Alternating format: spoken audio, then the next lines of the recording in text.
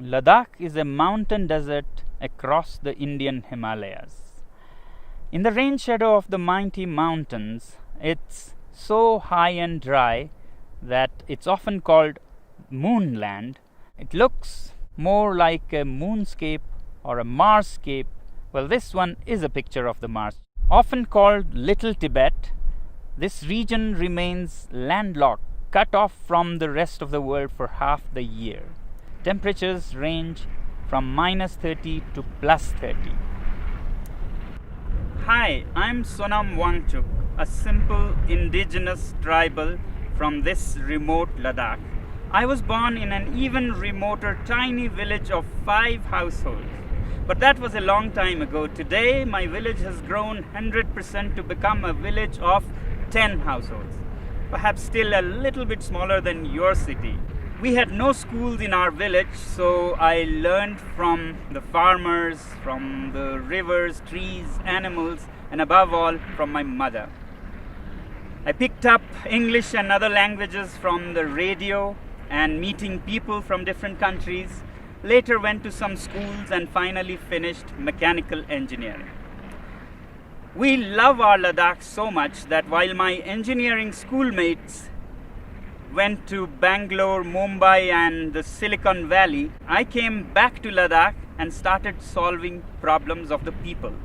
Children's problems in school education, people facing harsh cold winters, and farmers facing water shortage in the face of climate change. I've been doing these things for the last 30 years and the world has been very generous. They have not only acknowledged but admired my work with various awards in different parts of the world.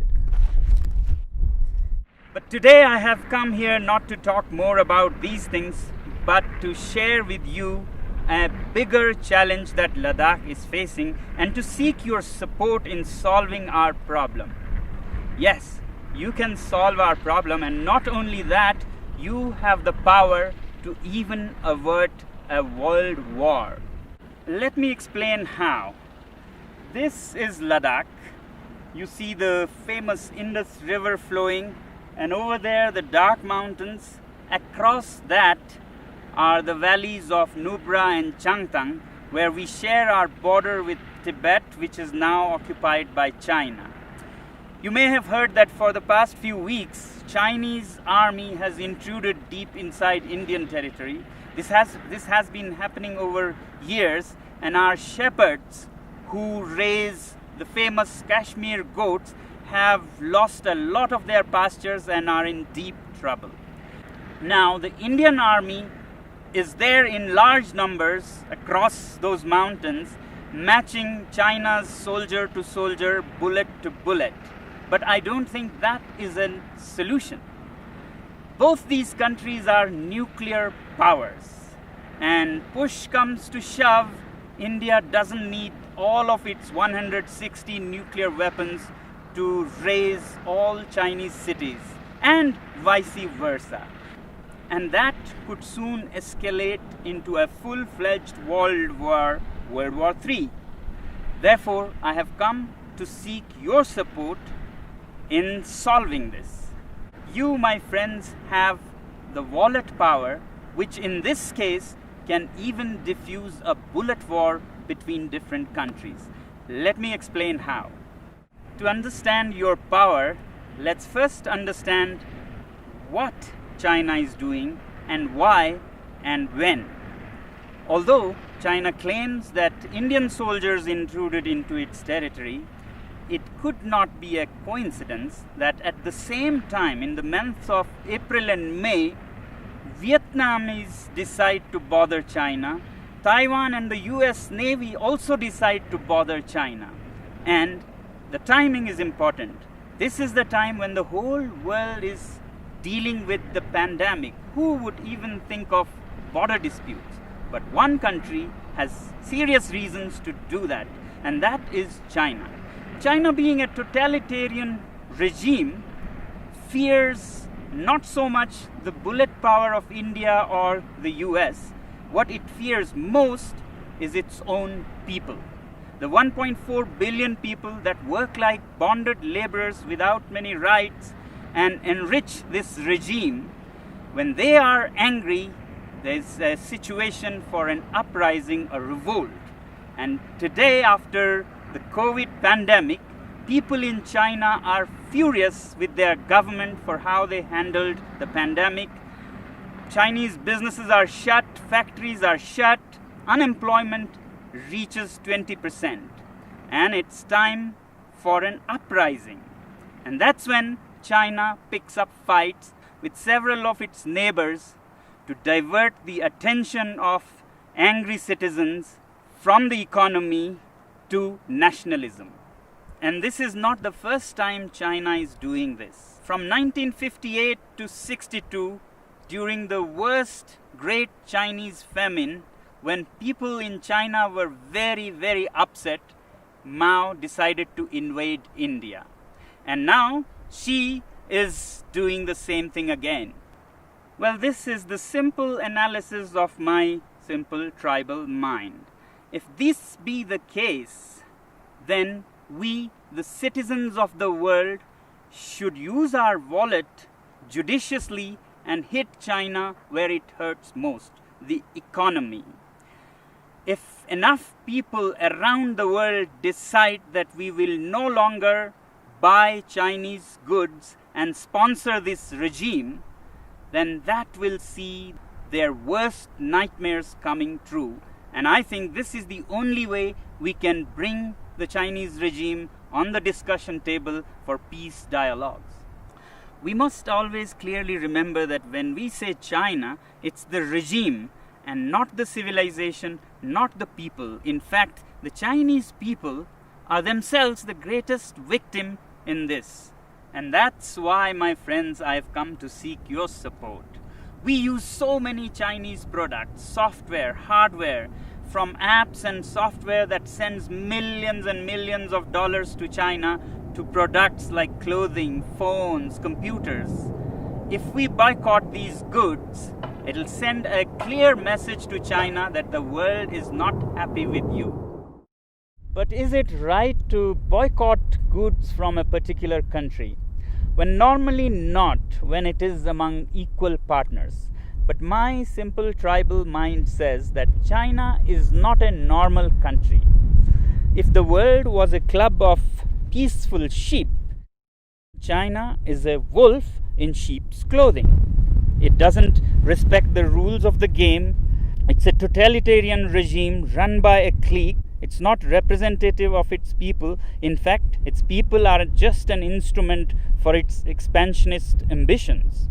It doesn't respect international customs or bodies like the WHO, and we saw because of its behavior how the COVID spread so much and caused so much suffering. Yet, we, the people of the world, also have double standards. We overlook everything and just want trade with it. In 1947, China gobbled up Inner Mongolia. We were silent. We wanted trade. Later, Tibet, with its 6 million Tibetan Buddhists, were annexed. We were silent. We wanted trade. And then Xinjiang, with its 10 million Uyghur Muslims, were gobbled up. We were silent. We wanted trade. In fact, 60% of today's China is occupied territory. But we overlook that because we want trade. But the biggest victims of this regime are the 1.4 billion Chinese. They work like bonded laborers, have hardly any rights, and if they raise their voice, they disappear. China has already blocked and banned Twitter, Google, Facebook, and keeps its people from all the information of the free world. And now with the Belt and Roads Initiative, China is laying a debt trap around the world. Already, countries like Sri Lanka have lost their land as they couldn't pay the debts. Pakistan is soon becoming a colony of this kind. In Africa, Djibouti has already lost its land for China. Countries like Tonga have debts that amount to 44% of its GDP. After Asia and Africa, they're soon arriving in Europe, where assets are being built all over Central Asia and Europe with loans from Chinese companies and contracts given to Chinese companies with very high rates, and when you can't repay the loans, you lose your land. To my simple tribal mind, these belts and roads are the veins to suck the blood of the world, to send finished Chinese goods and to suck resources and money from around the world. But we overlook all these facts because we are addicted to cheap Chinese goods. We must also find out, why are these goods cheap in the first place? Can we ethically make cheap goods like this? Well, they are cheap because the labor is low paid, labor laws are hardly there, and natural resources are plundered like there is no tomorrow. State subsidizes utilities to artificially lower their prices, and they manipulate currencies in their favor. So it's time that we, citizens of the world, take our wallets into our hands and say we have personal economic sanctions on this regime. And yet in the free world, we have the double standards to say that if our own country has environmental and human rights restrictions, we move our factories to China. Well, aren't Chinese people human beings with human rights? Isn't nature in China a part of this planet?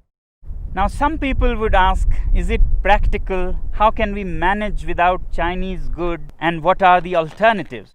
Well, if we are determined and give enough time to businesses and industry, things will adapt themselves. So that's why I say boycott made in China, software in a week, hardware in a year. So your software apps like TikTok, Hello that you have on your mobile phones, you can immediately uninstall and uninstall in millions so that China gets a message. As for hardware like phones, computers, clothing, we take a year and slowly choose products sourced out of the free world. And my simple tribal analysis says that if you give time and clear determination, then businesses will adapt. A new ecosystem will develop where there'll be enough goods to cater to people who don't want to buy Chinese goods. Just like vegan people or Jain community, they don't eat certain things, they don't go hungry. Businesses adapt and they get what they want with time. As for replacements and alternatives to Chinese goods, I really don't think that we need an alternative for everything. We have been buried under cheap Chinese goods. We have made our houses into museums cluttered with cheap things that we don't even need. Why do we need 10 pairs of shoes? Why can't we do with 3 pairs of shoes made very nicely by local craftsmen? Why do we let these goods pollute our rivers, lakes? Can we learn to live simpler? These lockdowns have actually taught us that we can be happy with much less. So can we also think out of this box and talk about a simpler life with local products? If you want to learn more about how to live happily with simpler lives, please look up our movement, ilivesimply.org. You may not agree with me, but if we keep appeasing China because of our addiction to trade with it and overlook everything else, my simple tribal mind says that we might even be repeating history. How in the late 1930s, the British government led by Chamberlain kept appeasing Hitler and giving in to its demands, finally led to the Second World War. If we continue on the same path, we might either be leading the world to a third world war or a world dominated and colonized by China. Let me help you understand further what our addiction to trade with China can land us into. Here's a story of the great Indian monkey trap. Man puts a sweet bait into the pitcher and then ties this pitcher to a tree with a very small opening. And the monkey comes, puts his hand into the pitcher, grabs the sweet. As it closes its fist to grab this bait, the opening is so small that a closed fist cannot come out of its mouth. But the monkey does not understand that all it has to do is let go of its little booty to free itself from slavery. It struggles and struggles to get its hand out, but doesn't open its fist and let go of the bait. Continues for all night, and in the morning, the shrewd hunters come and catch it, all because of its attachment to its booty. I hope we are more evolved than monkeys and can let go of such baits. Well, this is all that the last citizen from the remotest part of the planet can say. The choice is yours.